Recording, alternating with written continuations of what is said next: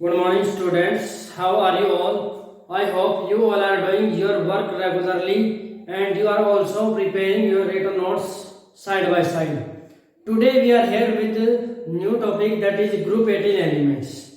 Group 18 elements, these are also called as इनको क्या बोलते हैं? नोबल गैसेज, इनर्ट गैसेज,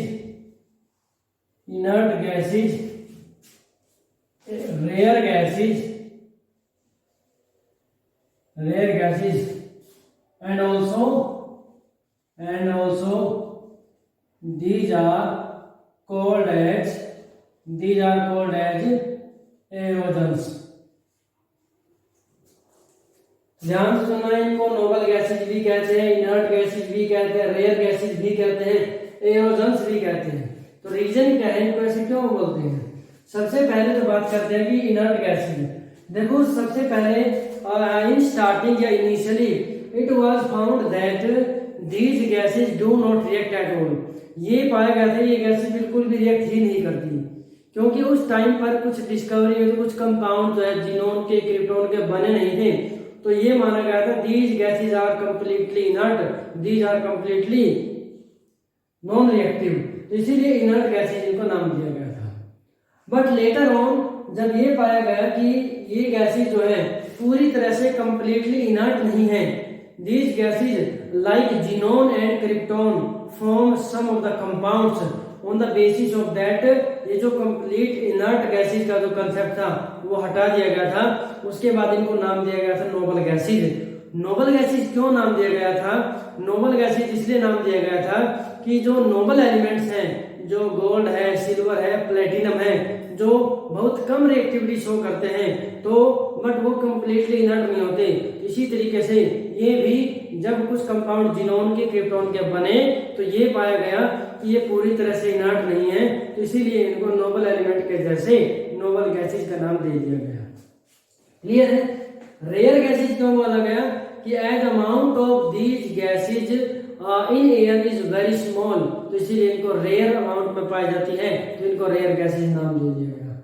और एरोजन्स क्यों नाम दिया गया? Because these gases are present in air, ये एयर में प्रेजेंट होती है, इसलिए इनको एरोजन्स नाम दिया गया. क्लियर है? अब हम बात करते हैं इलेक्ट्रॉनिक कॉन्फ़िगरेशन की. Electronic configuration of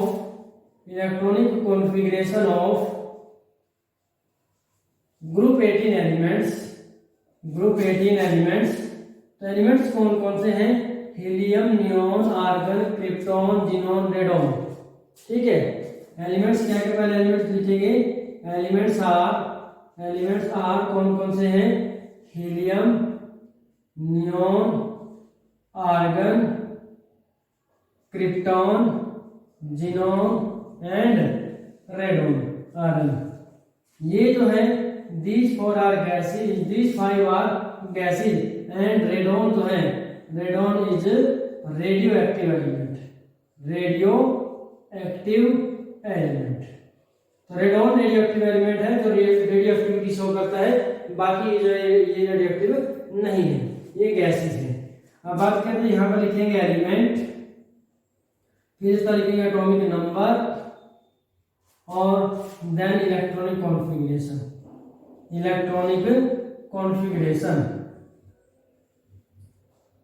So first element is helium with atomic symbol क्या है? He.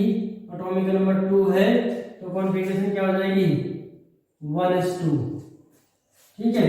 उसके बाद हीलियम के बाद नियोन है, Ne. एटॉमिक नंबर 10, तो क्या हो जाएगा? इसको हम लिखेंगे हीलियम 2s2 2p6. उसके बाद आर्गन Ar, एटॉमिक नंबर 18, यह लिखा जाएगा नियोन 3s2 3p6. उसके बाद आर्गन के बाद क्रिप्टॉन Kr36 होता है, इसको क्या लिखेंगे? आर्गन. आर्गन के बाद 3d10 4s2 4p6 helium neutron argon krypton xenon xenon Xe उसके बाद रेडॉन Rn उसके बाद यहाँ पे क्या हो जाएगा 54 और ये क्या हो जाएगा 86 इसमें क्या लिखेंगे krypton krypton 4d10 5s2 5p6 और यहाँ पे क्या हो जाएगा xenon 4f14 5d10 6s2 6p6. As you know, in all these gases, outermost shell is completely filled. Outermost shell is completely filled. तो जनरल इलेक्ट्रॉनिक कॉन्फ़िगरेशन क्या लिखेंगे? जनरल इलेक्ट्रॉनिक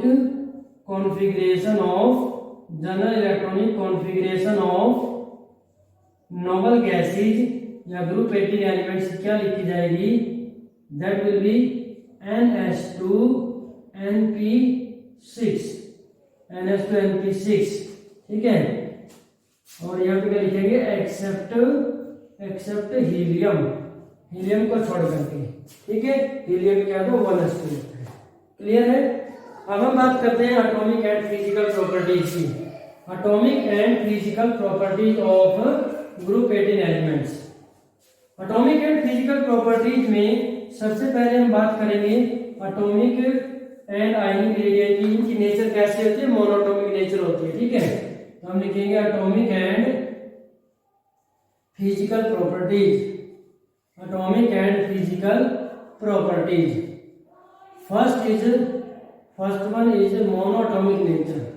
कैसी नेचर होती है इनकी? मोनोटॉमिक नेचर है, मोनोटॉमिक नेचर। सेकेंड हम बात करेंगे atomic and ionic radii, atomic and ionic radii. और थर्ड हम बात करेंगे आयोनाइजेशन एंथैल्पी या आयोनाइजेशन एनर्जी, आयोनाइजेशन एंथैल्पी। और फोर्थ हम बात करेंगे electron gain enthalpy, electron gain enthalpy. Fifth हम बोलेंगे एंथैल्पी। और फिफ्थ हम बात करेंगे melting point and boiling point. और सिक्स्थ हम बात करेंगे लिक्विफिकेशन की, ठीक है। और सेवंथ सोल्युबिलिटी है, सोल्युबिलिटी है।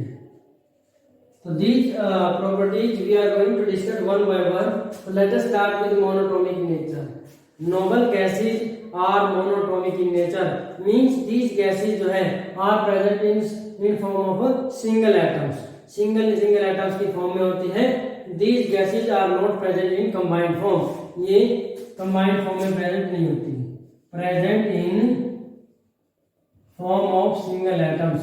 In form of single atoms, ये सिंगल एटम्स की फॉर्म में प्रेजेंट होती है।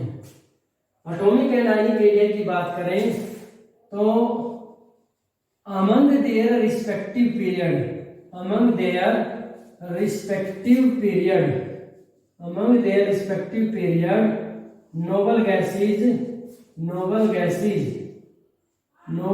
Are of largest atomic radius.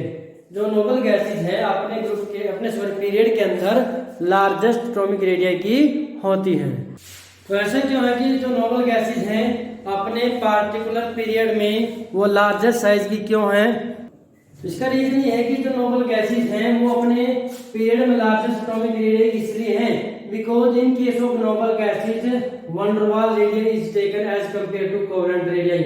Other elements में जो है up to halogen left to right in period up to halogen जो है कोवेलेंट रेडियस को कंसीडर करते हैं। उसके बाद नोबल गैसेज के केस में van der Waals रेडियस आ जाती है। And we know in case हम लिखेंगे in case of noble gases, in case of noble gases van der Waals radii is considered as as compared to covalent radii, as compared to covalent radii in other elements, in other elements। तो उससे क्या होगा, और क्या होता है, we know order of radii क्या होता है, van der Waals radii, van der Waals radius is greater than metallic radius and which is greater than covalent radius। तो van der Waals radii is much greater than that of covalent radii, इसीलिए Nobel gases के case में halogen से आगे noble gases पे जाते हैं तो एटॉमिक रेडियई लार्जली इंक्रीज करती है। ठीक है, नेक्स्ट पॉइंट की हम बात करेंगे आयोनाइजेशन एंथैल्पी। आयोनाइजेशन एंथैल्पी क्या होती है, energy required, minimum energy required to remove an electron from the outermost shell of an isolated gaseous atom। तो आइसोलेटेड गैसेस एटम के अंदर से आउटरमोस्ट सेल में से एक इलेक्ट्रॉन को रिमूव करने के लिए जो एनर्जी चाहिए, तो इसमें क्या बोलेंगे, as noble gases have, as noble gases have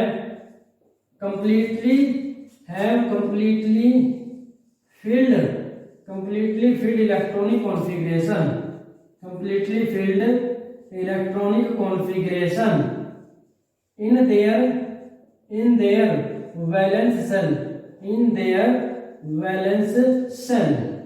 so क्या होगा, these require very high energy for the removal of electron, for the removal of electron। तो hence noble gases have high ionization enthalpy। Clear है। Next point बात करते हैं electron gain enthalpy. तो electron gain enthalpy क्या होगा कि when an extra electron is added, the amount of energy released जो होता है वो इलेक्ट्रॉन गेन एंथैल्पी होता है। तो नोबल गैसेज के केस में क्या होगा, noble gases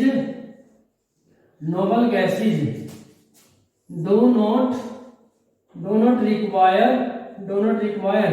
any extra electron, because they have completely filled configuration, as a result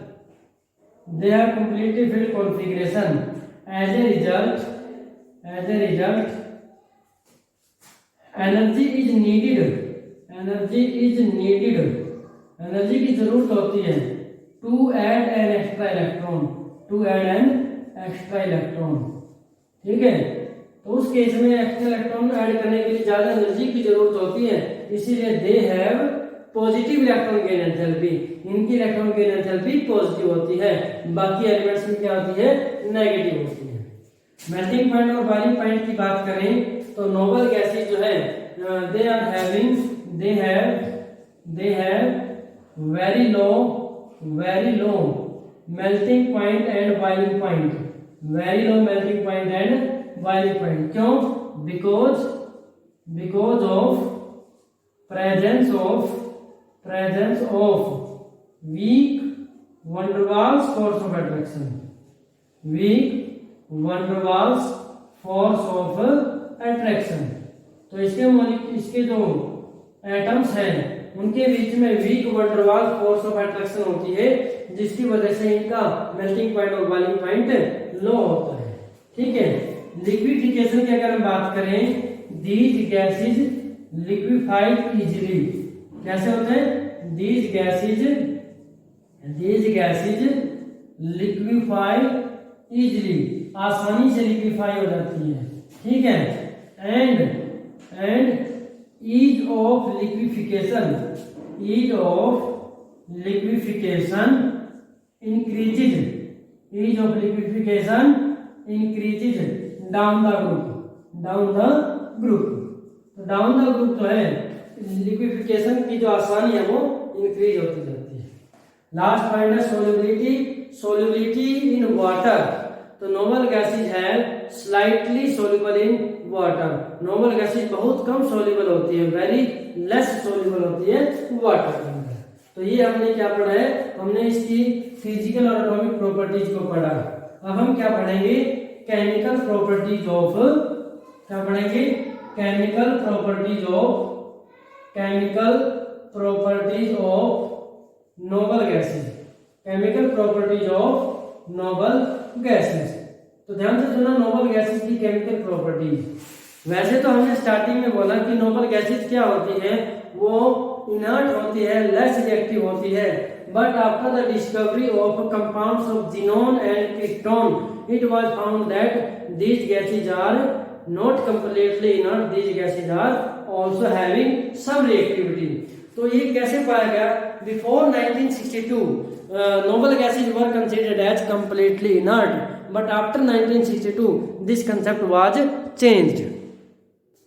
So next is chemical properties of noble gases. तो ध्यान से देखना, हमने बोला कि 1962 से पहले नोबल गैसेज को कंप्लीटली इनर्ट लिया गया था क्योंकि कोई कंपाउंड डिस्कवर नहीं हुआ था। तो 1962 में Neil Bartlett observe that platinum hexafluoride PtF6, जो कि पावरफुल ऑक्सीडाइजिंग एजेंट है, react with dioxygen O2 molecule to yield an ionic solid.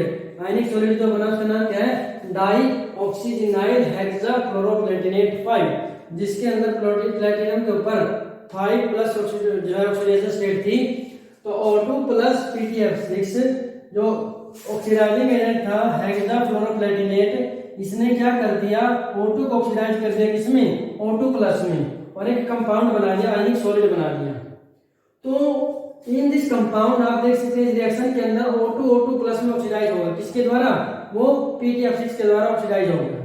तो फिर जो बार्टलेट ने देखा कि जो जिनोन की फर्स्ट जो आयनाइजेशन एनर्जी है वो 1170 किलोजूल पर मोल है, which is very close to the ionisation energy of O2 molecule, जिसकी 1175 किलोजूल पर मोल है।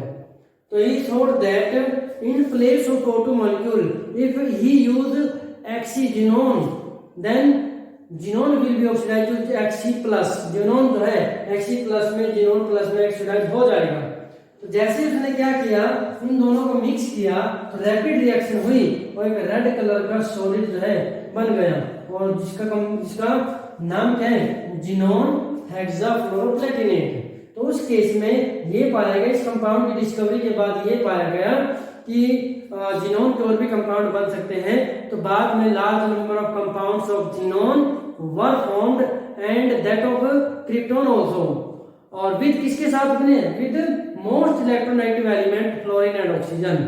जबकि जो क्रिप्टॉन है उसके जो कंपाउंड बने वो बहुत फ्यू थे, कम थे, बट मेनली जो है सिर्फ KrF2 क्रिप्टॉन डाइक्लोराइड को जो है ज्यादा डिटेल में स्टडी किया गया है। जो वेरियस कंपाउंड जो बने जिनोन के, हम उनको स्टडी करेंगे।